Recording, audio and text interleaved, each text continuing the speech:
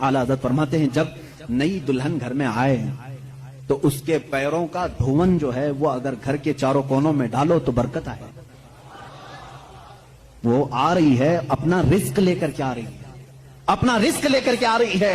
यहां तक हमारे लिए कहा गया, बल्कि दूल्हे को यह भी कहा गया, इसी ये बयान में सारी बातें नौजवानों को समझ में भी आ जाएंगी।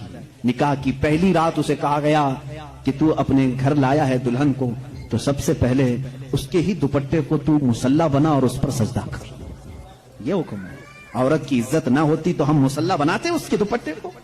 पहली रात कहा गया है। ये और बात है कि मालूमात नहीं है नौजवानों को कि शादी के बाद पहली रात, ये भी सीखने की जरूरत है। उलमा से ये तमाम चीजें पूछ लेना चाहिए जिसकी शादी हो रही है। दुल्हन आ रही है तो हम उसकी इज्जत ही के लिए तो ये तमाम काम कर रहे हैं। और उसके बाद हुक्म ये दिया गया कि सबसे पहले उसके साथ बातचीत की शुरुआत करने से पहले उसकी पेशानी पर हाथ रखकर अल्लाह की बारगाह में ये कहो, ऐ अल्लाह, इसके अंदर जितनी तूने अच्छाइयां रखी हैं वो सब अच्छाइयां मुझे अता कर दे, और जितनी इसके अंदर बुराइयां हैं उन तमाम बुराइयों से मुझे तू बचा दे। यहां से तू शुरुआत कर। जाहिर सी बात है, मैंने उस वक्त महसूस किया, चंद दिनों पहले एक नौजवान को तलकीन कर रहे थे, पेशानी पर जहां बाल उगते हैं वहां हाथ रख करके दुआ करना। तो उसने पूछा कि हजरत दुआ तो ऐसे ही कर सकते हैं, पेशानी पर क्या? मैं भी चौंक गया।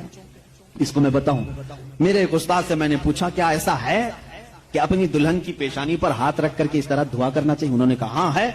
दुआ तो कैसे भी करें, हाथ ना रखें और हाथ छोड़ें, हाथ उठाएं, सब दुआ अल्लाह सुनता है। लेकिन इसलिए पेशानी पर रख करके दुआ करने के लिए कहा गया कि वो आज अपने वालिदैन को छोड़ करके आई है, उसके वसीले से अल्लाह जल्दी दुआ कबूल करेगा। उसका दिल मगमूम है, वो गमगीन है, और गमजदा लोगों के साथ मेरा मौला है। वो अपने वालिदैन को छोड़ करके तेरे घर आई है, वो मगमूम है, बहुत गमजदा है। आज उसकी पेशानी पर हाथ रख करके दुआ करो। मेरा उसी दिन ये जहन समझ गया कि इस्लाम ने औरत को वो मकाम दिया है, वो इज्जत दी है। हमने उसको अपने जिस्मों को सुकून पहुंचाने वाला आला नहीं समझा, मशीन नहीं समझा, बल्कि हकीकी मुस्लिम वो है जो अपनी औरत की इज्जत भी करे, एहतराम भी करे।